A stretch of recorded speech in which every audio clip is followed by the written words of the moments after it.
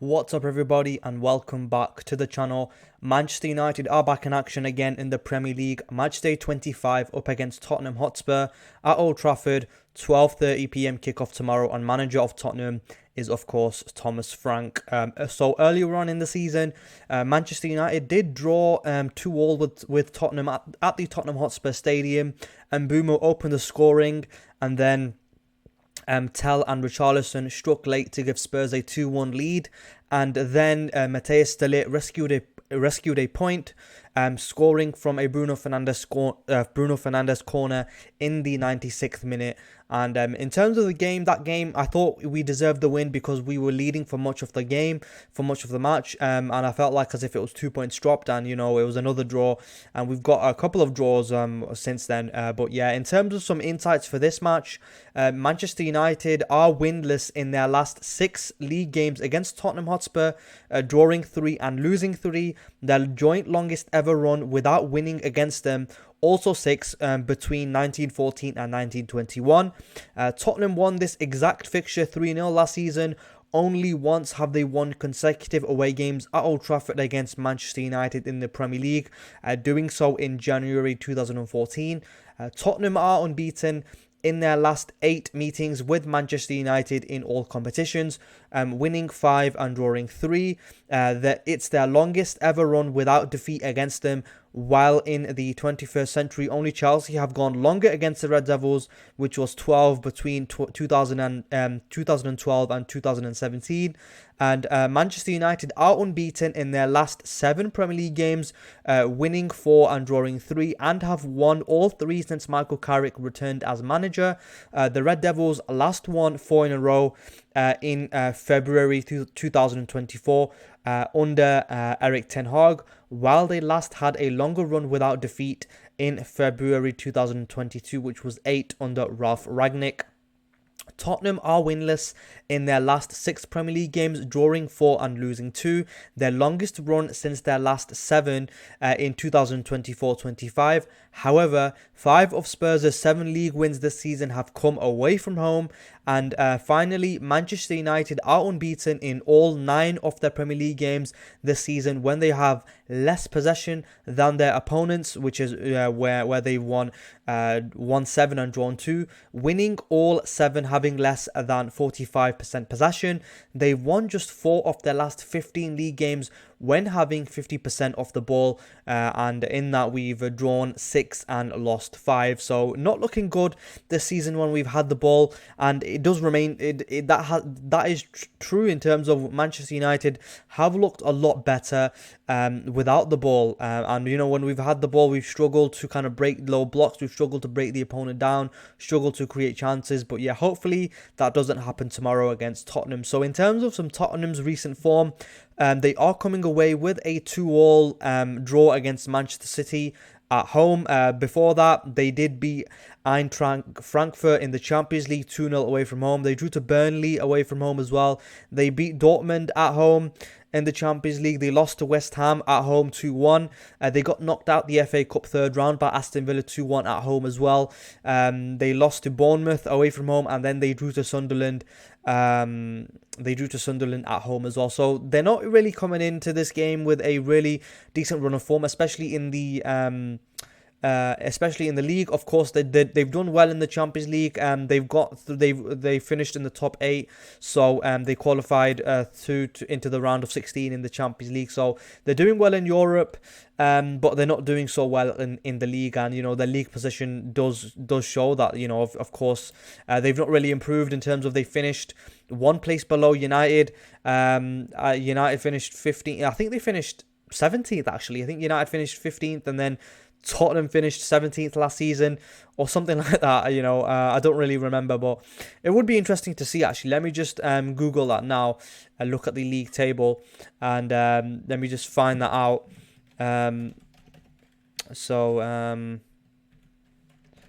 It'd be interesting to see where Tottenham actually finished last season, just so that I can remember, because last season United and Tottenham both had really poor seasons.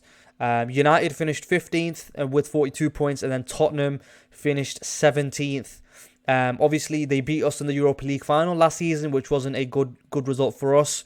And obviously, that's how they qualified for Champions League football. So they finished 17th last season, and in terms of the league form this season, it hasn't really improved. In the Champions League, they did qualify by finishing in the top 8. Like I mentioned, they are through they advanced. They advanced to the round of 16. So they are in the last 16 of the Champions League. They finished 4th in the Champions League phase. So they've done well in Europe, but they're not doing so well in the league right now. In terms of Tottenham team news, however, let's get into the lineups. Tottenham team news: Jed Spence is doubtful for the game. However, they have got a long list of injuries. In terms of the injuries, they've got Ben Davies, Kevin Danso, Pedro Porro, Dejan Kulusevski, James Maddison, Lucas Bergvall, Rodrigo Bentancur, and Mohamed Kudus, and also Richarlison are all out for this game. So they're all injured. So they've got, quite a lot of injuries that they're dealing with. Possibly that's why they still haven't recovered from the poor season they had last season. But yeah, in terms of Tottenham's starting 11, this is how I think they're going to line up. This is basically almost the same lineup. I think it is the same lineup that started against Manchester City, where they drew 2-2. Let me just confirm that. I'm pretty sure it's the same lineup that started against City. So obviously Vicario, Net, Paulinho, Romero, and Dragusin making up the back three. Gray, Conor Gallagher, Bissouma, and Nordogu making up the four in midfield. Kolomuani and Simmons in the inside 10 positions, and then Solanke up front. So it is in fact the same starting lineup that started against Manchester City, where they had a really. I watched that game and they had a really poor first half against Manchester City, and Manchester City were basically running all over them. But they got back into the second half really well, and they had a really strong second half. And I think Tottenham Hotspur fans were planning to walk out, in the middle of that game, but I think they must have seen a good end, a strong start to the second half, and then not a strong start. I think Man City had a slightly better start to the second half, but obviously they scored 2 goals and they come away with a point, and obviously that's led to Manchester City dropping points in the title race. But yeah, in terms of Tottenham's attacking play in possession.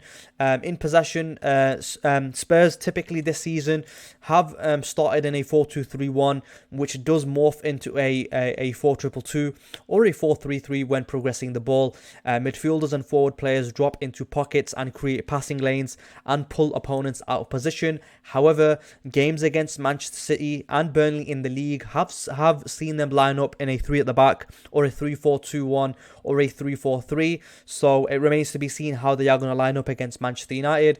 I think they're going to go with the same lineup against like they did against Manchester City, where they started with the 3 at the back, but I could be wrong there. Number 2, double width and overloads. Both fullbacks and wingers maintain width to stretch the defensive block horizontally. This creates 2v1 overloads after switches and opens central gaps for deeper midfield receivers. Number 3, direct vertical play and quick transitions. When space appears, Spurs look to play forward quickly, often bypassing slower build-up to exploit vertical channels with through balls or long passes aimed at wingers and forwards running in behind. Number 4, set piece emphasis. Frank places heavy emphasis on rehearsed set piece routines, many players in the box, varied movements and purposeful deliveries, adding another consistent scoring threat. And number 5, getting numbers into the box. Attacking patterns often involve several players, midfielders and attackers making late runs into the penalty area, increasing targets for crosses and creating chaos for defenders. So defending without possession. Traditionally, I think this season they have been aggressive in a man-to-man press. Spurs press proactively, often trying to force turnovers in advanced areas with coordinated man-to-man pressing, man-to-man marking and high intensity. Number 2, pressing triggers and transition pressure. Upon losing possession, Tottenham look to counter-press immediately, winning the ball back high or forcing rushed passes to prevent opponent transition. Number 3, flexible defensive blocks. When teams bypass the press or against stronger attacks, Spurs will drop into a compact mid or low block to limit central penetration.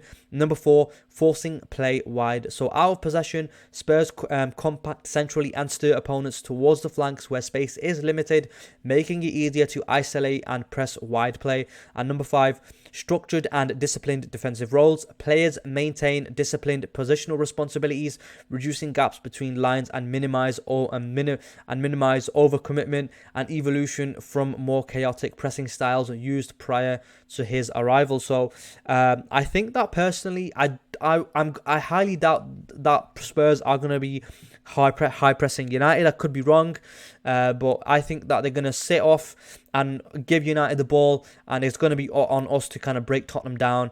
I don't see Tottenham kind of pressing United at Old Trafford. I could be wrong, however, but we'll see how that goes. But yeah, in terms of the opposition, Tottenham star man, I'm going to have to say it's Dominic Solanke. He scored 2 goals against Manchester City, and he also tends to score against Manchester United too. So we have to be careful of him. You know, he's probably gonna score against us. But yeah, in terms of Manchester United, let's speak about Manchester United a little bit. Man United are coming away with a really good 3-2 victory over Fulham at Old Trafford.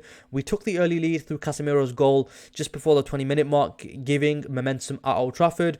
Matheus Cunha then doubled the advantage early on in the second half with a precise finish to make it 2-0. Fulham did mount a comeback late on in the match. Raul Jimenez converted a penalty in the 85th minute, and then Kevin equalised in the 91st minute to level at 2-2. However, there was drama in stoppage time. Benjamin Sesko scored a stunning winner in the 94th minute to seal a 3-2 victory for Manchester United. So the result continued United's positive run under interim coach Michael Carrick, with the late win lifting spirits and strengthening our league position. So we are comfortably inside the top 4 right now, and hopefully that remains as well after this match. We are on a 3-game winning run. Hopefully we can make it 5 in a row and get that lad that haircut that he so really needs. But yeah, we'll see how that goes. In terms of Manchester United team news, injuries for United: De Ligt, Xerxes and Dogu are out, of course, so they are still long-term injuries for us. In terms of Manchester United's lineup, this is how I think, or this is my preferred lineup. Also predicted as well. I don't expect Michael Carrick to be making changes to the lineup. If it's not broke, don't fix it. So I don't think Michael Carrick is going to be changing the lineup as well. So Lemon starts in net, of course. Dalot, Maguire, Martinez and Shaw making up the back 4. Casemiro and Menu in the central defensive midfield positions. Then in front 3 of Ahmad, Bruno Fernandes and Matheus Cunha. All in behind Bryan Mbeumo. So I think that's I think that's the lineup that started against Fulham, so I don't think that's going to change. Cunha is on a fine run of form as well, scoring against Arsenal and then scoring against Fulham as well. So Cunha is looking really dangerous. I don't expect him to drop out or anything like that. I wouldn't mind seeing Benjamin Sesko start either, but I think that Michael Carrick is going to go for the same lineup because it's, if it ain't broke, don't fix it. So this lineup has been doing well for us. So Bryan Mbeumo playing in that false line position, leading the line as well. He's done well, and then Bruno Fernandes, of course, back in his favoured position. He's been running the show for United. So in terms of United star man, I'm gonna have to say it's Bruno Fernandes as well. So obviously he was out despite being injured for a couple of games. After that Aston Villa lost, that 2-1 loss, he went off injured at half time. He was out for a couple of games, but despite that, Bruno Fernandes still has the most chances created in the league with 68. I'm pretty sure it's 68. Let me just confirm to make sure that is the case, with the most chances created in the Premier League for United. We'll see. He's quite far ahead as well in terms of other players. So so in terms of the Premier League, Bruno Fernandes leads the most chances created with 68. The next one is Anton Stack with 44. So he's leading the Premier League with the most chances as well. So I'm going to have to say he is our star man. But of course, Matheus Cunha is on a good run of form right now as well. So he gets an honourable mention as well. But in terms of Bruno Fernandes, he is leading the Premier League with assists as well, with 12 assists to his name so far. Bruno Fernandes is just 8 short of the record 20 assists in a Premier League season set by Thierry Henry in the 2002-03 season, and Kevin De Bruyne 6 seasons ago. So he is, he possibly could be breaking that record. Hopefully he does. But, I think Bruno Fernandes, he deserves a Premier League title with us. Honestly, he's been our best signing post at Alex Ferguson. Yeah, and, arguably he is in a shout for top Manchester United 11s, in the Premier League era. So, Bruno Fernandes, I can't really I don't understand the criticism that he gets. Yes, he is a little bit of a risk taker. Yes, he does lose the ball a little bit too often sometimes. But, when he's playing in that number 10 position, you have to take a risk to get that reward. And he's in that position that he can provide United goals and assists. And he is, like I said, our best signing post Alex Ferguson. And he deserves a Premier League title with us. Hopefully he can get that. But in terms of how do you beat Spurs, number one, attack Spurs' high line early. Tottenham push their back line high. United's best weapon is direct running in behind. Quick vertical balls into space for pacey forwards can hurt Spurs before they settle. Number two, exploit transitions, not long spells of possession. United are at their best when games are chaotic. Let Spurs have the ball, then counter at speed through the middle where their rest defense can be exposed after turnovers. Personally, I don't think that's going to happen. I expect Manchester United to dominate the ball. I don't expect, I don't think that Spurs are going to be having possession. But like I mentioned previously, United have looked at their best when we don't have the ball, when we can counter. But I don't see that happening. I could be wrong. But in terms of number three, target the fullback zones. Spurs' fullbacks often advance high. United should isolate those areas with early switches of play and 1v1s, forcing Spurs' centre-backs to defend wide, something they don't love. Number four, win the midfield duels physically. Spurs want control through structure and pressing. United need intensity, second ball and aggression in midfield to disrupt rhythm and stop Spurs building cleanly through the centre. And number five, be ruthless on set pieces. So Tottenham can be vulnerable defending second phases. United must load the box, attack the near post and capitalise on chaos. One set piece goal could tilt the game. And finally, I'll keep mentioning it, I mention it again, or the point number six, a clean sheet. We've struggled defensively all season. Tottenham do have the players who can hurt us on the break. They did hurt Manchester City in that game in the second half, so we have to be careful of the counter attack. We have to be careful of Spurs on set pieces as well. We have to be on our A game when it comes to defending, because we've struggled defensively all season. We've conceded far too many goals in my opinion, and had we not conceded that many goals, we could possibly be in a title race or more comfortably inside the top four. So hopefully we can come away with the clean sheet. In terms of the league table, let's take a quick look at the league table. So Manchester United are of course in fourth position here. We are I think we are on a three game winning run right now. I think we are unbeaten in our last 7 Premier League games as well. So Manchester United are unbeaten in 7 league matches under Michael Carrick. So we are unbeaten in 7 games so far. But obviously in that run we've had too many draws at home and away as well, which is a little bit unfortunate. Otherwise we would have been a little bit higher up in the league had we converted them draws into wins. I think we've drawn too many games this season, and had we not drawn that many games, we would obviously possibly be higher up in the league, possibly pushing Arsenal, but unfortunately that isn't the case right now. So Tottenham, and unfortunately for them, they are in 14th position with 29 points. So Tottenham have won 5 of their 7 league victories. Tottenham have won 5 of their 7 league victories this season away from home. So away from home, Tottenham have looked good, but still, they are in 14th position, so they're not really doing too well.